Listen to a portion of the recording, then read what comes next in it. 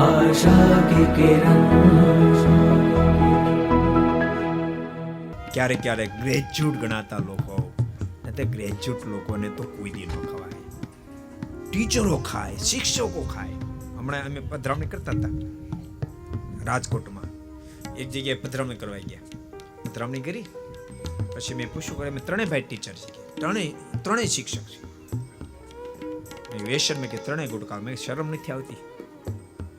તમે તમારું તો નખો જ કાઢો. કેટલા વિદ્યાર્થી નખો તમે કાઢી નાખો છો. કેટલા ટીચરો સાંભળતા બેસી સાંભળતા ઘેરે બેસી સાંભળતા તમે નખો જ કાઢો છો. કેટલાય છોકરા નખો જ કાઢી નાખો. એટલે તમને શરમ નથી આવતી? શિક્ષક થઈને તમે ખાઓ છો. શિક્ષક એ બીજી માં છે. શિક્ષક એ બીજા સંત છે. જેટલા પણ ટીચરો સાંભળતા હો, તમને પોસાય તે પોઝિશન નિર્માણ થાય. વ્યસન છોડો તો પણ વ્યસન નહીં રાખશો. વ્યસન છોડજો.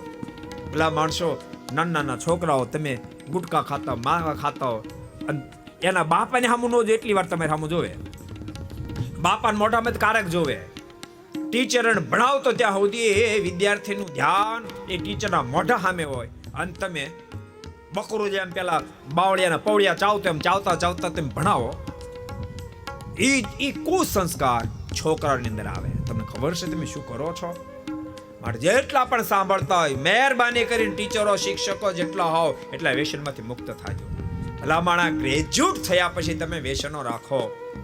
ડોક્ટરો થઈને વ્યસનો કેટલા રાખે, કેટલી મોટી પોસ્ટ ઉપર જઈને તમને શરમ નથી આવતી?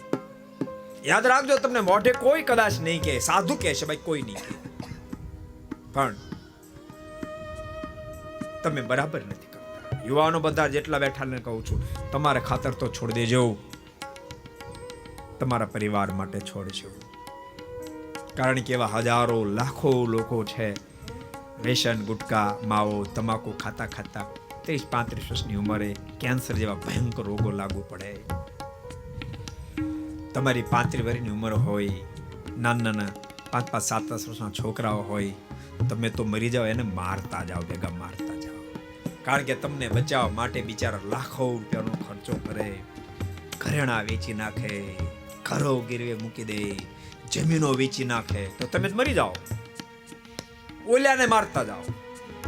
ભિખારી જેવી હાલત થઈ જાય, ભિખારી જેવી હાલત. તમે વિચારો, 5-5 વર્ષના 5-7 વર્ષના છોકરાને મૂકીને મરી જાશો, એ છોકરાની દિશા શું થાય? મોટા કેમ થશે? 30-32 વર્ષની તમારી પત્નીની ઉંમર હોય અને ભારે યુવાનીમાં તમે મરી જાઓ કેન્સરના રોગથી, એને જિંદગી કેમ પારી પાડવી? જિંદગી કેમ પારી પાડવી? વિચારજો. તમે 30-35 વર્ષની ઉંમર હોય, બાપા તમારા 60 વર્ષના બિચારા થયા હોય, નિવૃત્તિ પકડવાનો વિચાર કરતા હોય, એ વખતે તમે મરી જાઓ. ઓલ્યા બિચારાને ગઢે ગઢપણ જગતના વૈતરા કરવા પડે. મળે જેટલા સાંભળતા બેઠા સાંભળતા હોય એને કહું છું, ઘેરે બેસી સાંભળતા એને કહું છું, કદાચ સુતા રહેવું પડે તો હાથ દી સુતા રહેજો. મહેરબાની કરી કોઈ પણ પ્રકારનું વ્યસન, ગુટકા, માવા, તમાકુ, બીડી, સિગારેટ, શરાબ, એક પણ વ્યસન મહેરબાની કરી નહીં રાખતા. એટલા હાટુ ઠાકોરજી માણા નથી બનાવ્યા. ભલામણા અબજો જન્મથી ભટકતા આવીએ છીએ. ભગવાન સ્વામિનારાયણ અંત્યના છેલ્લા વચનામૃતમાં લખ્યું, સાગરમાં જેટલું પાણી ભર્યું એટલું જીવાત્મા માનું દૂધ ધાવી ગયો. આટલા જન્મથી ભટકતા આવ્યા છીએ. આ ફેરી ઠાકોરજીએ આપણને મોક્ષને માટે ભવસાગરમાંથી પાર ઉતરવા માટે માણસનો દેહ આપ્યો છે.